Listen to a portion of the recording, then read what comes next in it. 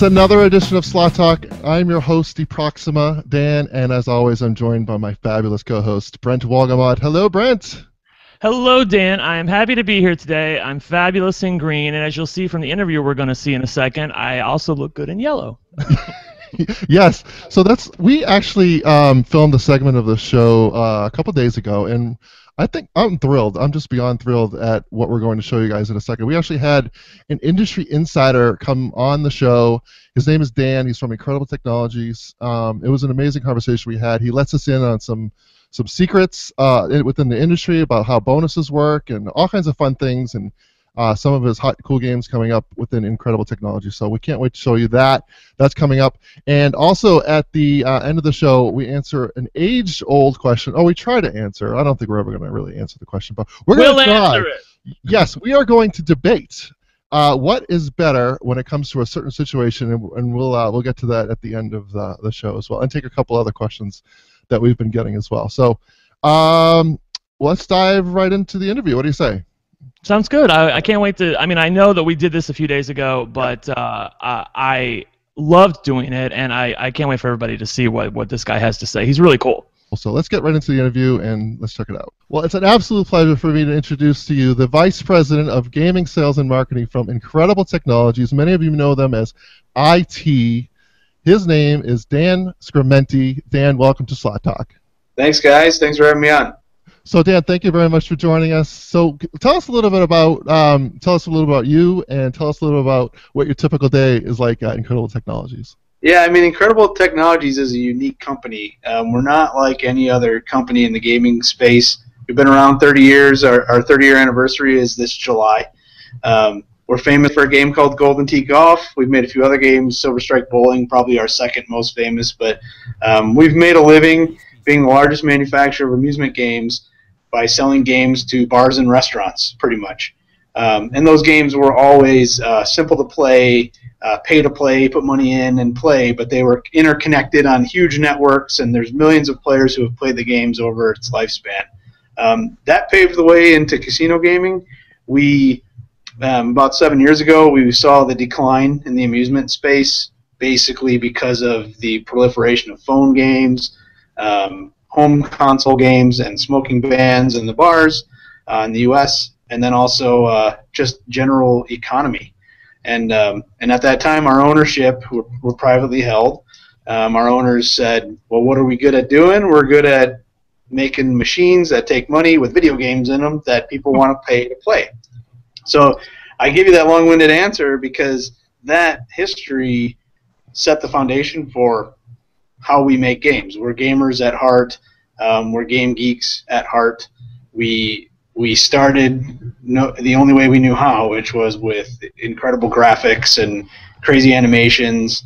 And along the way, we've gotten much, much better at learning how to make slot machines, which is a completely different game in many instances. But at the same time, it's got to be fun and entertaining, or otherwise nobody wants to play it. So my typical day here is really based on selling games. Like you said, I'm the Vice President of Marketing and Sales. So the sales side is talking to customers, casinos around the country, and actually the world at some regard. We have games going in Macau and games in Peru as well. But really the other half of the day is working with game teams. The marketing side of my job is not just, it's not really PR and advertising. It's understanding products, the market, how many games, what games are popular, what do people like, what kind of features should we put in our games, how many games we want to make a year, what kind of cool stuff can we do that will get people interested. It's really studying the market. And that part's easy for me because I play a ton of slot machines. It goes well with a job where I travel a lot to casinos. I'm out every couple weeks, and while I'm there, I always play. So, and I love playing, and it translates into an easy job for me that way. That's great. So I think we've started to see some of your games on the floor, like Leonidas and Medusa, and as you know from our first slot talk that I think you saw, we were talking about Siren's Moon, and we can get into a little bit more about the games in a bit. But Brent, do you have a question for him? Yeah, actually, I thought of a question along the way, but I'll kind of mix it together. Dan, Dan Schrementi. I wanted to ask you, is there anything about your games, in your view, that differentiates you from other manufacturers? Something that makes you unique or, in your view, better? Yeah, so we pride ourselves on production value. That's something that we feel a lot of other manufacturers don't pride themselves on. Production value in this instance means that extra coat of polish, I like to call it, that extra coat of cool animation, cool graphics, something that might compel you to play the game. We pride ourselves on that, but on the backbone, good mathematics is the next key. But I'd say what's gotten us known in the industry is just innovative ideas and innovative twists on what's been common. So our most popular game since day one has been Crazy Money. Probably a lot of people listening to this have played it. Crazy Money has, angled symbols. It has a pick'em game where the money bills fly all over the screen and move around instead of being a static, pick. Those are the twists of production values that I talk about. I mean, the games could have had straight lines, or the games could have had standard pick'ems, but we like to take what people expect and then, amp it up a little bit. As you know, or maybe you don't know, on my channel that I have, I actually played one of your games before I realized that it was your game. I played Medusa down in Florida, and I loved it. I actually had a great run on it initially. But there was one question that I had, and I know a lot of slot players ask this question, so I'm going to ask it now. When you get the bonus, and there are a bunch of different features, you can get 3, 4, or 5 spins, you can get a locked wild reel, or you can get a double wild. There's also the infamous credits feature that you can get that nobody likes to get, and I want to know, is that a math thing, that it just has to be in there for the bonus, or is it something that the game manufacturer forces you guys to put in? Because it seems to me, from a math perspective, since players hate it, that you could probably adjust the math so that you could take it out. Yeah, so you're talking about the real the booster, as we call it, the bonus booster kind of thing to make your bonus better. Right, and that's both Leonidas and Medusa has this, yeah. Tell all the kids at home, pay attention to math class, because behind all the fun is math. So if everything was good, or if everything was great, then great would be average. That's kind of the way to look at it. So you have to have the good with the bad, and in that game, there also is a little bit of magic that happens. I mean, so we have the bad prizes every once in a while on a screen, but we do our best job to make sure that you see the bad prize, but you very, very rarely get it, so that it's we need it in there to balance out the math. But at the same time, it goes, oh, there's a bad one. At least I didn't get that. So that what we always say, and I play a lot, so I know the psychology, so that you play and you go, oh, I got 2x wilds. Man, what would happen if I would have got 3 more spins? And then I want to play again because I want to get the big one. And so it's funny, you called up Leonidas and Medusa. Those games are related to one another if you didn't notice when you play them. Certainly. We call them skins, or you hear other people call them clones. You rarely do that as a slot manufacturer, but when you got a real hit, like Leonidas has been a runaway hit for us. Right. And so we added Medusa as a twist to that, and changed some things along the way, so it's not a direct, but it's a different experience, and we like when that happens, because you get to go, hey, we got this one game that people like, let's make a few more flavors of it, for maybe a guy, somebody who doesn't want to play the Spartan version, can play the Medusa turning you into stone and crumbling in front of you version. So Medusa's been a good hit for us too. See that, Brent? The credits spinning by is just to help you, not to hurt you. Yes. Yeah. Oh, I will say that, on that note, just really quickly, I was never a fan of Leonidas, just from a design point of view. I wasn't into the Spartans and the fighting and all that sort of stuff. But then Medusa, which is essentially it's close to the same game. And I looked at it and I'm like, oh, this looks really fun, because I'm into sci-fi and mythical characters, and I'm a big fan of Once Upon a Time, so I love stuff like that. And it made me sit down and play. So even though it's technically a clone, it's the same game, but I sat down to play it just because of the fact that it looked distinctly different than Leonidas. Well, and that's precisely so. As a slot manufacturer, there's not that many knobs that we can turn, but one of them is the theme that we have on it, and there are always different strokes for different folks, you know. So sometimes we'll make a game, and we'll have to make a different version of it to just attract maybe somebody who wouldn't have played the first version of it. So I'm glad that it worked, and because at the end we know it's a good game, or otherwise we wouldn't have made two of them. Right, exactly. So my problem, Dan, is I can't find any of your games anywhere, and I live in New England, right? And I haven't yet to see one in Atlantic City or in Connecticut casinos. Is there a reason why you haven't reached certain markets, or why we don't see more of your games on the floors? Even in Vegas, I couldn't really particularly find one. Yeah, don't worry. Hit me with the hard question. I can take it.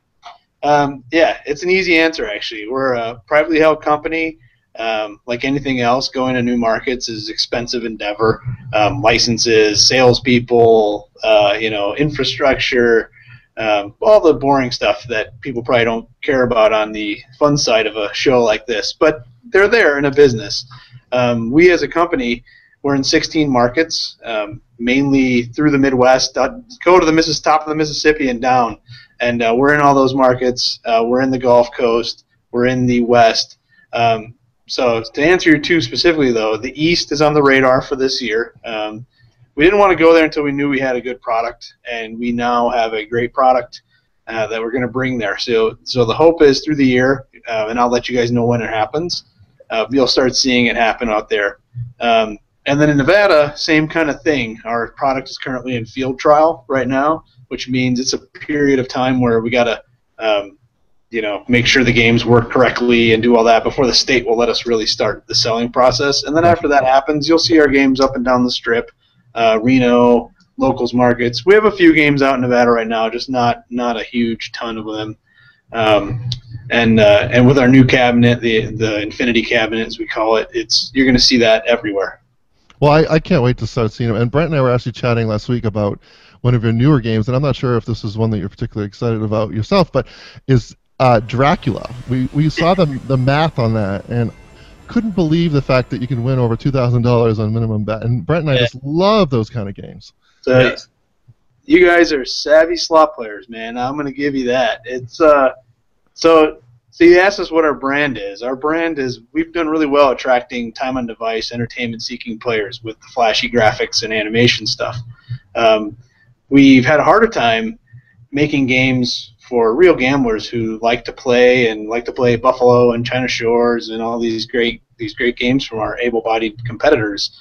And it's a total two different segments. Two different people play those games. And what you guys noticed on Dracula is really the first of our new games that we're making that are made for those types of players. And we treat those two games with a total different set of style and the way we make them, the way the art looks, and the way the sounds feel or sound and the game feels. And it's funny you keyed in on the paybacks, because a savvy player keys in on that, and that game is it's on test now and doing very well, and we're very excited about it. And that'll get us into the markets where there's more of those types of players. A lot of the locals markets are like that. There's I think a difference between a friend of mine, SD guy, and I always argue about this. That there's a difference between a gamer and a gambler, and he always says that I'm more of a gambler, even though he says he's more of a gamer. And I think I sort of argued with him about that a little bit, but then when I started watching the games started taking a closer look at the games that I like, I think that that's definitely true. The Dracula game and even some of the other games you have. They do something that I love. It's called always pay, where it pays 1,024 ways, or there's no lines, which I hate. Yeah. I hate lines because multiples. You can just it goes back to my awesome reels experience. It's just you can make an insane amount of money in a short amount of time, which I really like as a true gambler. And the other thing about Dracula that I liked, that I was astounded by, is that it's not only it not only pays 1,024 ways, but it has expanding wilds too. I took a hard look at that game. Yeah. I'm glad you did. A lot of work went into taking what we think the experience a gambler like you likes and go, well, let's give them expanding wilds, which none of those games have, and a savvy player knows in ways to win that can pay huge. Right. a wild is worth. You play Buffalo, like I say, you know, it's hard for me to talk about competitors. I play a ton of slots. So you play Buffalo, you get that 2x wild in 2 spots. You're a pretty happy guy. Brent, do you have a follow-up question? Well, no. Well, there was a. I just wanted to know what game in particular, besides Dracula, you might have coming out that you are excited about. Like I saw the Valkyries game, which that looks very interesting with the super spins and the only the premium symbols on the reels. Go ahead and talk about it. So a couple games. We have test banks all along the country, and I can give you guys some of those locations. You know, we have test banks in Minnesota. We have test banks in southern Louisiana, the West Coast, and places like that. And so we vet out in those test banks if a game looks like it's any good after a month or two. And Valkyrie Legends has tested very well. But we have a new game called Money Rain that is testing through the absolute roof. And I think we may have something very special here. And it's an all scatter ways to win game. Okay.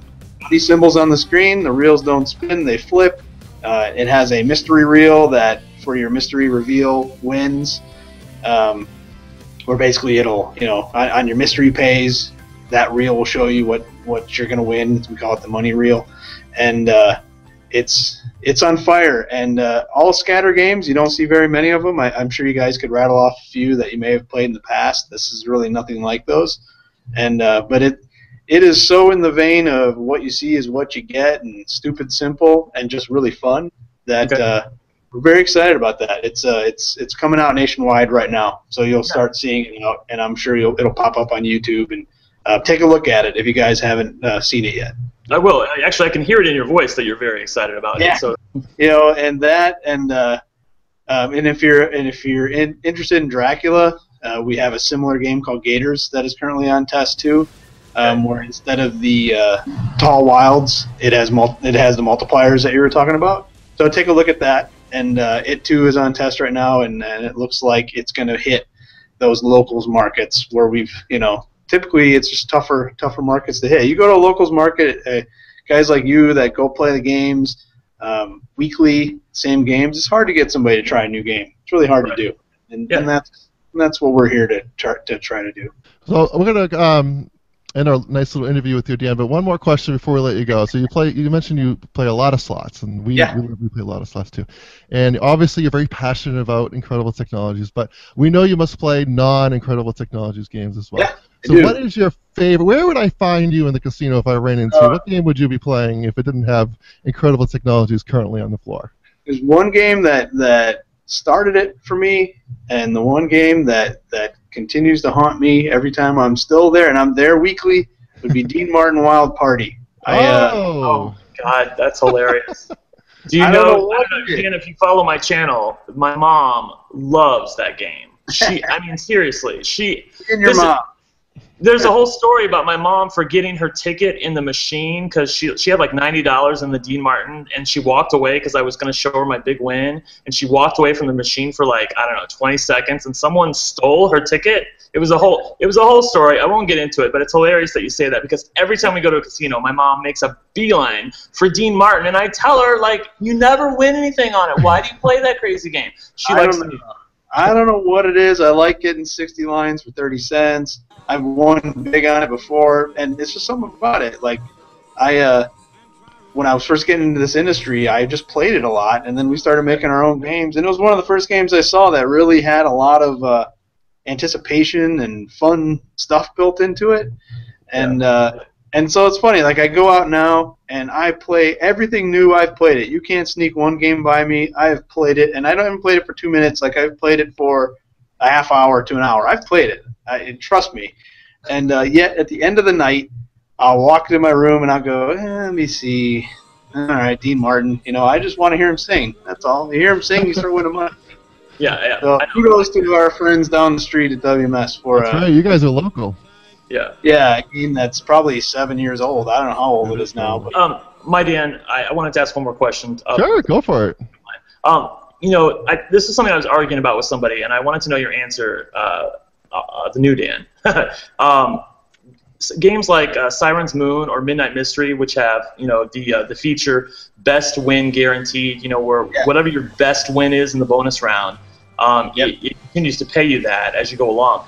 What I wanted to know was, do you have as equal a chance of hitting a big win in the first spin as you do hitting a big win in the last spin? Like, is there anything to that, or is it... Yes, you do. And you have as equal a chance. Okay, cool. Yeah, I mean, Siren's Moon has tested very well. The guaranteed, the best win guarantee, we're really excited about it, and we have a lot of games that are going to be leveraging that, because there's a lot you can do with that. There really is. And yeah, I mean, you talk about selling the promise of what you can really see what you can win. Right. You get a big win on that first spin, man. That's happy. That's the happy train. So right. Yeah, I can't wait to see that for the first time. Whenever somebody actually hits that, that would be great. Yeah, we've seen it. I've seen it. So okay, cool. All right. Well, at least we know it can happen. Yes, that's great. Well, Dan, thank you very much for being on Slot Talk with us. It was an absolute pleasure. Thank you for your. I appreciate it. Thank you for your candid answers and for being on with us. So, we'll talk soon. Thanks. I thought that was really interesting, and he answered some questions that I had been thinking about for a while. The credits question obviously was something I really just thought up off the top of my head while the interview was going on. It wasn't something that I had written down ahead of time, and it makes total sense to me now that if you get nobody likes the credits option, as a potential feature for your bonus.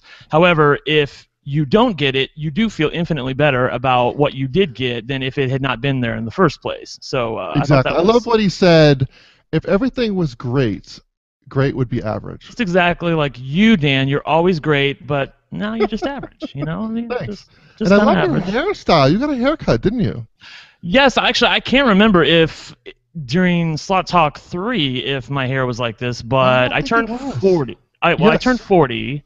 And it hit me a little bit harder than I thought it was going to hit me, and I decided to get all my hair chopped off, and just change my lifestyle a little bit, and so here I am. So hopefully everybody likes it. I look a little butcher, but I can be butch with the rest of them, just so you know. Like, I can be really butch if I want to. Yeah, you're very butch right now. Thank you, Dan. So I can't wait to try some of those IT games that we showed and shared. The one obviously that we probably seemed most passionate about was Dracula. And, yes. Man. And why are we most passionate about Dracula? Because you can win a lot of money on a small bet. Yes, you can get a hand pay on a minimum bet, and not just a hand pay. You can get over $2,500 on a minimum bet.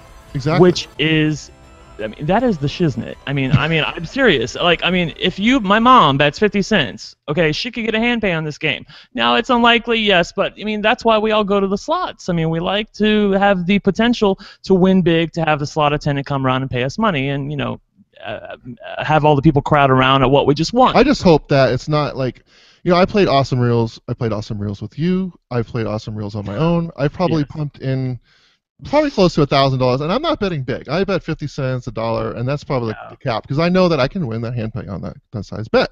I'm a little bit concerned that that's a repeat of what the vaults. But we as players, we understand that that's the risk associated with these high volatility games, and we just have to roll with it.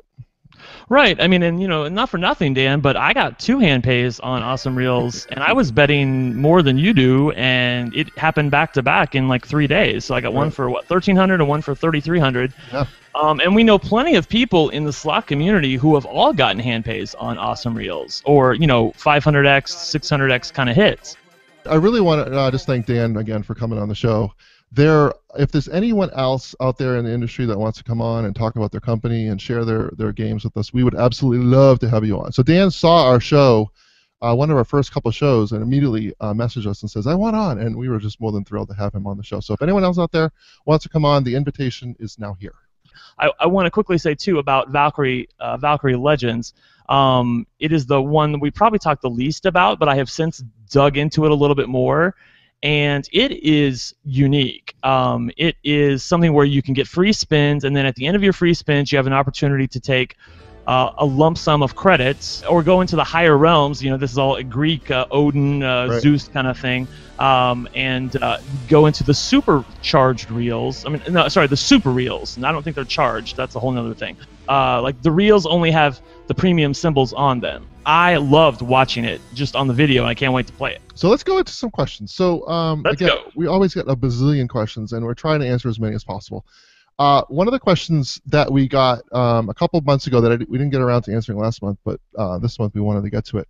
And the question comes from Carrie. And Carrie's question is a good one, and that is if we were to each receive, and I'll let you answer this first, $100 in free play, how would you best spend that $100? Well, I'm gonna alter the question a little bit just to make it more apt for me, because $100. I mean, no offense, Dan, but I wipe my ass with $100. I mean, what is that? So I mean, I typically get $400 in free play from the win when I go. That's what I've been getting every time I go. And what I have been doing and what I like to do. My budget, it's really interesting because the free play that I get is about 10% of what my budget is. I budget about $1,000 a day, so about $4,000, and the free play is about $400. So I intentionally save the free play until I start losing, because I feel like it's a good aspirin in a way. Like it makes your headache go away when you're losing, because right. you have this free play in the back of your pocket. So if I start losing, I just start let's use some free play, and let's stop putting money into the machine. I honestly just play at my normal bet size. I really can't. I cannot think of a time where I have bet more than what I would have if my money was actually in there.